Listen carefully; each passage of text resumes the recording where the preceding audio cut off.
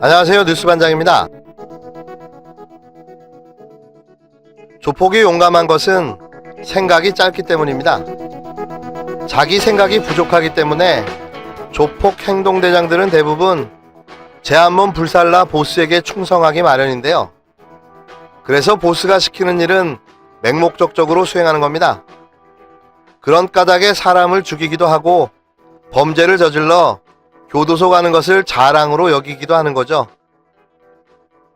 임명직의 과유불급이 지나치면 교각사루의 잘못을 저지를 수 있음을 명심해야 합니다. 임명직 공무원은 임명권자의 통치 철학을 충실히 이행하는 도구여야 함은 물론 그 충실한 이행이 조폭처럼 법을 위반하거나 범죄 행위로 나가서는 안 되겠지만 기본적으로 임명권자의 뜻을 온전히 수행하는 것을 한계로 삼아야 한다는 겁니다. 우선 윤석열 검찰총장의 검찰은 지금 브레이크가 고장난 상태에서 굽이치는 고갯길을 내달리고 있는 형국인데요. 과유불급의 검찰권 행사를 스스로 제어하지 못하고 지금 멈추면 죽는다는 위기감에 팽배해져 있는 듯 보입니다. 윤석열 총장 체제는 조국 교수의 법무부 장관 임명이 부당하다는 데서 출발합니다. 그가 몇몇 정치권 인사에게 조국 교수를 법무부 장관으로 임명하면 안 된다는 뜻을 표명했고 그의 임명을 막기 위해 그의 온 가족에 대한 무한정 수사를 진행해 부인 및 동생과 처남을 구속시키는 등 혁혁한 정과를 세우는 데 성공합니다. 그리고 임명 한 달 남짓 만에 조국 법무부 장관의 자진 사퇴를 유도해 사퇴 아닌 강퇴를 시켜버린 거죠. 그러나 거기까지였습니다. 이후 조국 장관의 직접적 범죄 혐의를 발견하지 못하자 매우 당황한 윤석열은 새로운 연결고리를 찾다가 유재수 전 부산시 부시장의 비리를 조사했고 이 역시 조국 장관의 직접적인 개입 사실이 드러나지 않게 되자 더더욱 당황하고 말았는데요. 조국 장관 부인 정경심 교수에 대한 공판 과정에서 법원으로부터 공소 제기가 잘못됐다는 지적을 받은 겁니다. 공소 제기 후 이뤄진 추가 수사에 의한 추가 수집 증거의 증거 능력이 없음에 이걸 추가했고 그래서 결국 공소장 변경이 범죄 사실의 동일성 불일치로 허가받지 못하는 상황이 된 거죠. 이렇게 될 경우 그 공소 사실은 형사소송법상 공소기각될 개연성이 대단히 높아진 겁니다. 또 사모펀드 관련 사건 역시 사모펀드 기금의 횡령이나 배임 등의 혐의보다 대여금 이자 수령 및 대여 원금 회수 쪽 주장에 더 힘이 실리고 관련 증거들도 그런 방향으로 드러나고 있는데요. 따라서 무죄 선고가 이루어질 가능성이 높아지는 상황이다 보니 이 역시 수십 명의 특별수사부 검사들과 수사관들을 동원해 수십 일에 걸쳐 강제 수사를 하고도 수사 결과가 구차할 수밖에 없는 거죠. 결국 목적을 위한 과잉 수사였음이 증명된 꼴이 되고 말았습니다. 또 연결고리를 찾겠다며 당시 황운하 울산지방경찰청장의 김기현 울산시장에 대한 하명수사가 기획수사였다며 청와대 민정수석실이 관여한 것이 아니냐는 범죄 의혹에 대한 새로운 수사를 시작했는데요. 이 과정에서 청와대 파견 검찰 수사관이 스스로 목숨을 끊는 비극적 사건이 발생하고 말았습니다.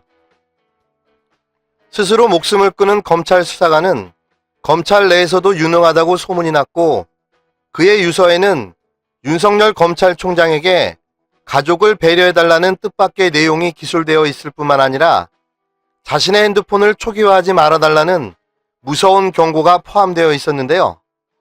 검찰 수사관은 검찰에서 수사받는 것이 얼마나 혹독한 과정으로 이루어지는지 자신에 대한 수사가 이루어질 경우 윤석열 검찰이 얼마나 매섭게 나올 것인지를 잘 알고 있었을 겁니다.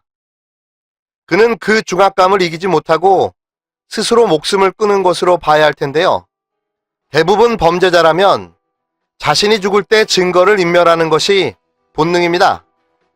그런데 해당 수사관이 자신의 핸드폰 기록을 초기화하지 말라는 유언을 남겼다는 것은 우선 자신이 떳떳하다는 자신감과 누군가 자신에게 불리한 짓을 한 자가 있다는 것을 암시하는 몸짓이라고 볼 수밖에 없는 거죠.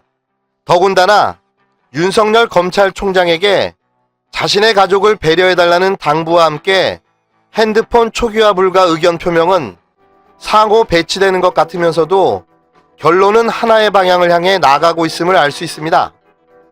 다시 말해 검찰에 대한 강력한 경고 메시지라고 하지 않을 수 없는데요.